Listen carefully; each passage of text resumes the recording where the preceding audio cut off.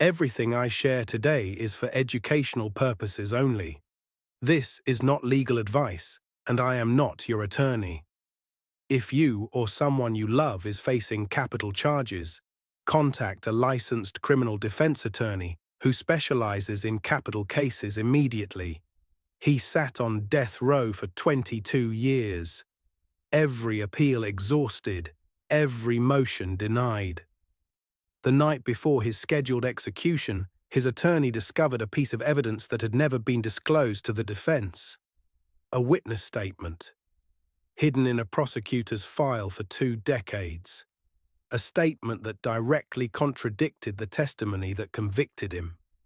He was granted a stay of execution with less than 4 hours remaining. He is one of the lucky ones. Because in America, since 1973, more than 190 people have been exonerated from death row. People who came within hours, sometimes minutes, of being executed by the state for crimes they did not commit. Today, I am going to explain exactly how the death penalty works in America, what the Constitution says about it, who can and cannot be executed under the law, and what the legal process looks like for someone facing the ultimate punishment. The issue.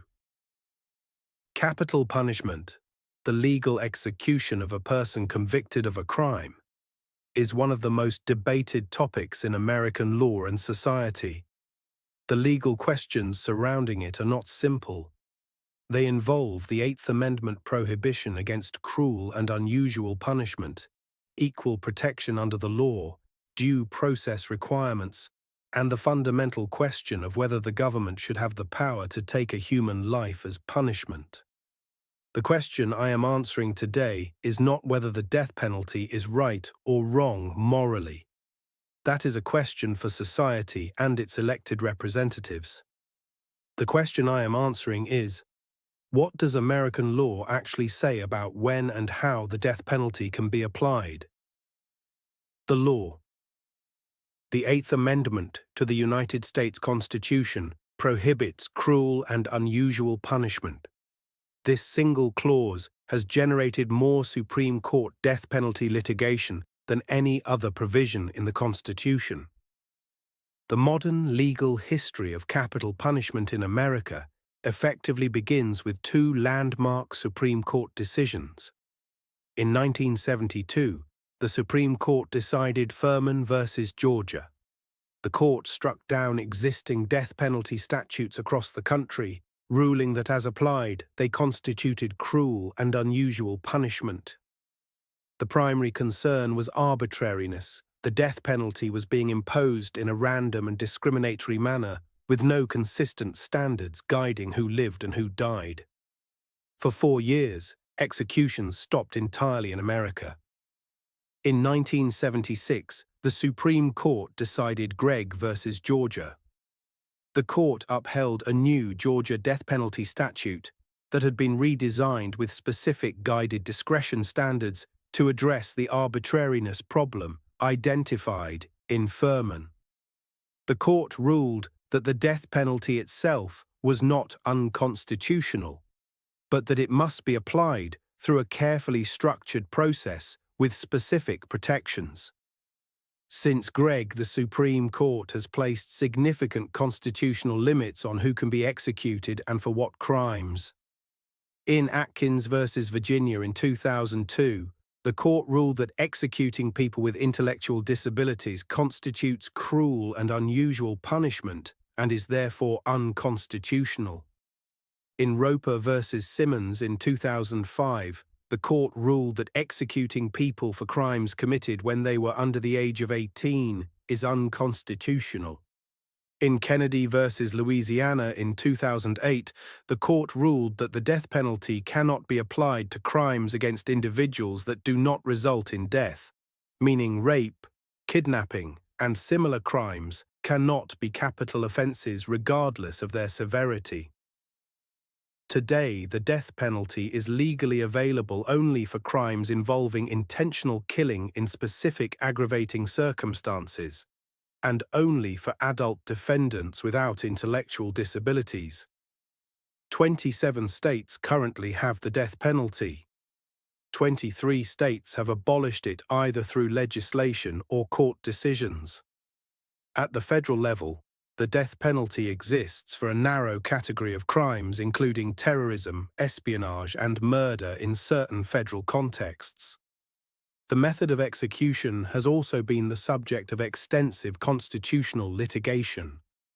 Lethal injection, the most common method, has been challenged repeatedly as cruel and unusual. The Supreme Court has generally upheld lethal injection protocols while acknowledging that specific implementations could be unconstitutional if they create a substantial risk of serious harm. Real-world application. When a prosecutor decides to seek the death penalty, the legal process that follows is unlike any other criminal proceeding in the American justice system. The trial itself is divided into two phases. The guilt phase proceeds like any other murder trial. The prosecution must prove beyond a reasonable doubt that the defendant committed the crime. If the jury returns a guilty verdict, the case moves immediately into the penalty phase. In the penalty phase, the jury hears evidence about aggravating factors, circumstances that make the crime worse and support a death sentence, and mitigating factors, circumstances about the defendant's life, background, and character that argue against execution, mental illness, childhood trauma, intellectual functioning, prior abuse. These are all legally relevant mitigating factors that defense attorneys present to argue for life imprisonment rather than death. The jury must weigh these factors and decide death or life without parole. In most states, this decision must be unanimous. If a death sentence is imposed, the appeals process that follows is extraordinarily lengthy. Direct appeal to the state Supreme Court, state post-conviction proceedings, federal habeas corpus petitions, appeals through the federal circuit courts, potential Supreme Court review. This process routinely takes 15 to 25 years, which is why death row populations across America number in the hundreds, despite relatively few executions actually occurring each year. Common mistakes. The first mistake is believing that a death sentence means execution is inevitable or imminent. The average time between sentencing and execution in America is over 15 years. The appeals process is extensive, and multiple courts review death cases at multiple stages. Many death sentences are ultimately overturned on appeal, not because the defendant was innocent, but because constitutional errors occurred during the trial or sentencing process. The second mistake is underestimating the importance of the penalty phase. Many capital defense attorneys argue that cases are won or lost not in the guilt phase, but in the penalty phase.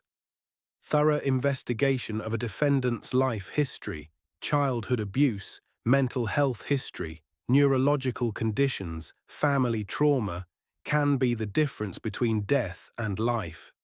Inadequate investigation of mitigating evidence is one of the most common grounds for successful appeals in capital cases. The third mistake is not understanding the role of prosecutorial discretion.